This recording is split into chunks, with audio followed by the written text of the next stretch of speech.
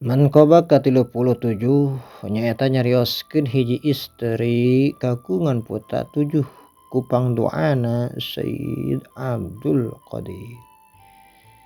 Dicarioskeun dina kitab Muntakhobi Jawahiril Qalaid. Aya hiji istri ngadeus ka Sayyid Abdul Qadir. Nyaeta nyuhunkeun doa palai kagungan putra. Barang ti ditingali dina Lauhil Mahfuz eta istri henteu aya tulisanana. Bakal kagungan putra. Teras Sayyid Abdul Qadir nyuhunkeun ka Gusti Allah nyaeta supaya istri dipaparin putra 2. Tidinya temalan kapan kumaneh katingali dina Lauhil Mahfuz hiji oge henteu aya tulisanana.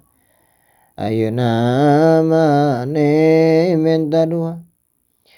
Saur Sayyid Abdul Qadir moga dipaparin 3 Gusti.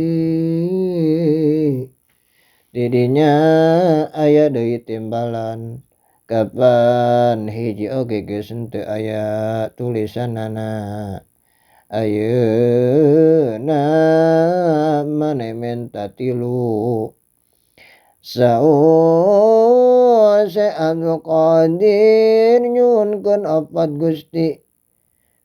Aya deui timbalan hiji oge henteu aya tulisanana.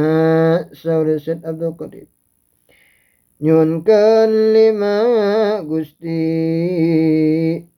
Kitu bae nyuhunkeunana naek dugi ka 7.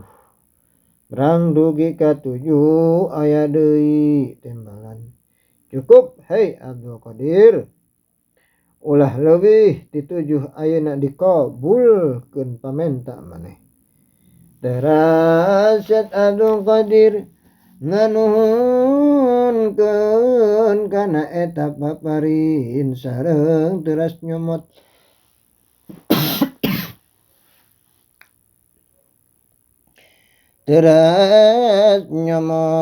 taneuh teras dipaparinkeun ka eta istri. Teras eta taneuh ku istri didamel gantel atawa kokorong dibungkus ku perak. Henteu sababaraha lamina ti waktu sarita eta istri kagungan putra 7. Sadayana pamaget sareng mulus dugi ka Arageung. Barang lami-lami eta istri robah kapercayaanana sanggemna. Ieu taneuh make digantelkeun dina beung asa henteu aya gunana. Ayeuna mah boga anak enggeus kumargi eta istri ngomong sakitu eta putrana anu 7 teh maraot.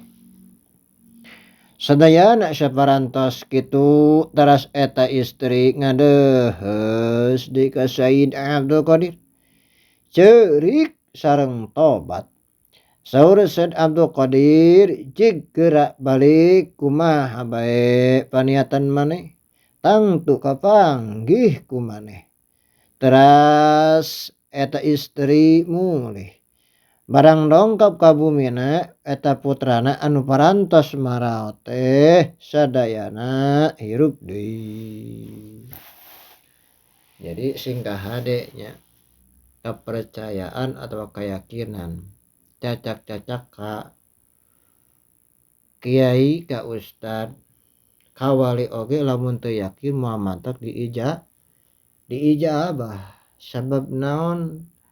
Keyakinan atau keimanan kepercayaan orang kudu bener-bener mantep ka anjeunna.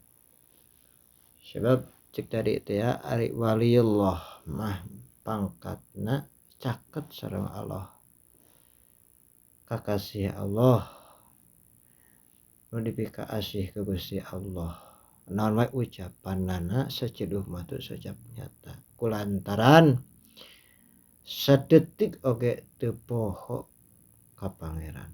Kitu sing hati-hati dijaga.